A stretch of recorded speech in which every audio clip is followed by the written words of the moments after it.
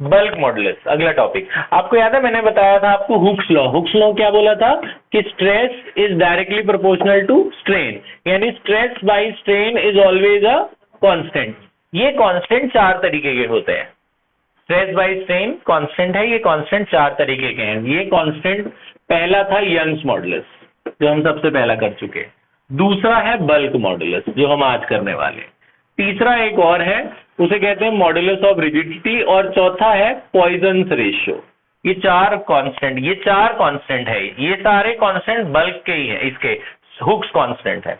Hooks के कितने constant? चार। यंग्स मॉडुलस, बल्क मॉडुलस, इसे कहते हैं मॉडुलस ऑफ रिजिडिटी, और इसे कहते हैं पॉइजन्स रेशियो। तो ये चारों हमने पढ़ने हैं। आज हम बल्क मॉडुलस पढ़ने जा रहे हैं। तो बल्क मॉडुलस क्या है? Bulk modulus is a ratio of normal stress divided by volumetric strain. ये सारे के सारे मैंने आपको बताया ना, सारे कांस्टेंट स्ट्रेस बाय स्ट्रेन ही होंगे। सारे कांस्टेंट। यंग्स मॉडुलस भी स्ट्रेस बाय स्ट्रेन होता था। कौन सा स्ट्रेस कौन सा स्ट्रेन, ये याद रखना है। यंग्स मॉडुलस कब लगाते थे? वायर वाला क्वेश्चन आए, वायर से रिलेटेड कोई भी कंसेप्ट हो तो यंग्स मॉडुलस लगाना है। वायर को खींचते हैं तो उसकी क्या बढ़ जाती है? लेंथ। तो longitudinal stress upon longitudinal strain था यंग्स मॉडुलस में। बल्क मॉडुलस कब लगाएंगे तुम्हें कैसे पता चलेगा? सॉलिड ऑब्जेक्ट, कैसे कोई स्फेयर का क्वेश्चन आ जाए, कोई क्यूबॉइड का क्वेश्चन आ जाए, सॉलिड ऑब्जेक्ट आए तो उसमें जो स्ट्रेस लगाते हैं ऐसे ऊपर से लगाते हैं, नॉर्मल 90 डिग्री पे स्ट्रेस लगाते हैं, तो उसकी वॉल्यूम कम हो जाएगी ना, पिचक जाएगा थोड़ा। तो कितना स्ट्रेस लगाने पर कितना वॉल्यूमेट्रिक स्ट्रेन प्रोड्यूस हुआ, उस रेशियो को बल्क मॉडुलस कहते हैं। तो स्ट्रेस क्या होता है बेटा? स्ट्रेस तो आपको पता है, force upon area. Volumetric strain क्या होता है? Change in volume upon original volume. अब क्योंकि वॉल्यूम डिक्रीज होगी तो इसलिए बाहर क्या आएगा आपका? नेगेटिव। वॉल्यूम डिक्रीज होगी ना, इसलिए नेगेटिव साइन लगा देना। ठीक है, जब न्यूमेरिकल करेंगे। अभी आप अभी भी लिख सकते हो। फोर्स बाय एरिया को प्रेशर भी कहते हैं। फोर्स अपॉन एरिया क्या कहते हैं? प्रेशर। V ऊपर चला आएगा, नीचे क्या बचेगा? Delta V। तो ये बल्क मॉडुलस का फॉर्मूला है, minus PV by delta V। Force by area को प्रेशर लिख दिया, डेल्टा V बाई V का V ऊपर चला आया, तो ये बल्क मॉडुलस का फॉर्मूला बना। अच्छा सुनो, SI यूनिट सेम रहती है, न्यूटन। सारे मॉडुलस की यूनिट सेम है, बस लास्ट वाले को छोड़ के, न्यूटन पर मीटर स्क्वायर। ठीक है, जितने कांस्टेंट है। अच्छा एक और बात, यहां पर एक कंसेप्ट आता है, उसे हम कहते हैं कंप्रेसिबिलिटी। कौन कितना कंप्रेसिबल है? कंप्रेसिबिलिटी को K से डिनोट करते हैं। Is reciprocal of bulk modulus.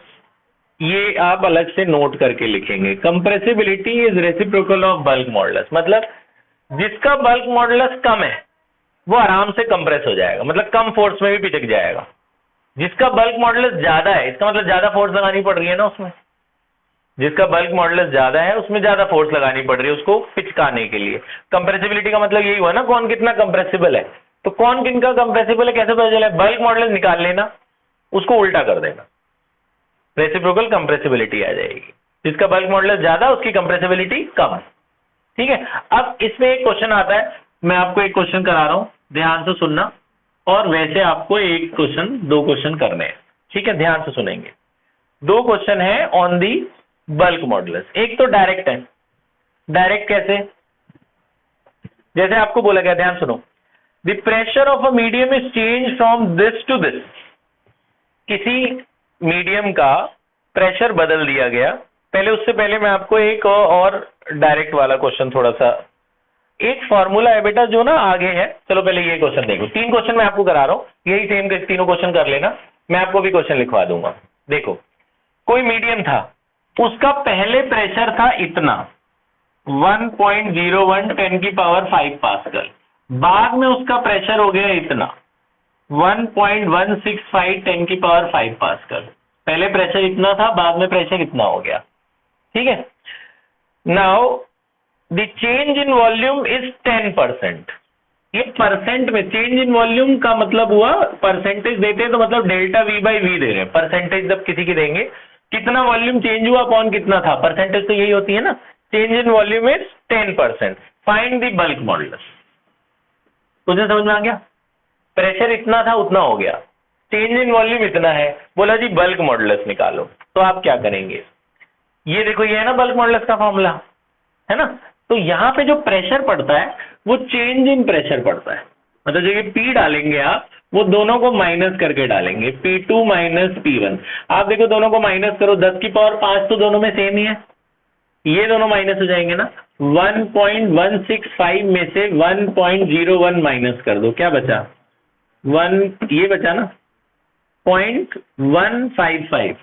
तो प्रेशर कितना है? दिस माइनस दिस इज 0.155, 10 की पावर 5 ऐसे ही रहने दो, कॉमन आ जाएगा। अब आप बल्क मॉडुलस का फॉर्मूला लगा दो। बल्क मॉडुलस का क्या फॉर्मूला? ये माइनस P अपॉन, देखो ये साथ में V डेल्टा V लगा हुआ है ना, ये V को मैं नीचे भी तो ले जा सकता हूँ, नीचे से तो आया था ये, क्यों ले गया मैं? क्योंकि डेल्टा V बाई V मुझे सीधा दे रखा है 10%, डेल्टा V बाई V सीधा दे रखा है। अच्छा P मैंने ये निकाल लिया, P कितना है? 0.155, 10 की पावर 5, और नीचे जो डेल्टा V बाई V है उसको सीधा 10% कर देता हूँ। 10% का क्या मतलब होता है? 10/100, एक जीरो कट गया, ये और ऊपर चला जाएगा, ये इससे मल्टीप्लाई होगा तो 1.55 हो जाएगा ना, 10 से मल्टीप्लाई हो तो ये आ गया 1.55, 10 की पावर 5, यूनिट क्या हुई? न्यूटन पर मीटर स्क्वायर। समझ में आ गया? सिंपल सा क्वेश्चन है। ठीक है, 3 क्वेश्चन मैं आपको बता रहा हूँ, तीनों अभी कर लेना। नेक्स्ट सुनो, नेक्स्ट है बेटा, अब थोड़ा सा लेवल हल्का बढ़ा रहे हैं। देखो इन्हें बोला calculate the average depth of Indian ocean is about 3000 metre.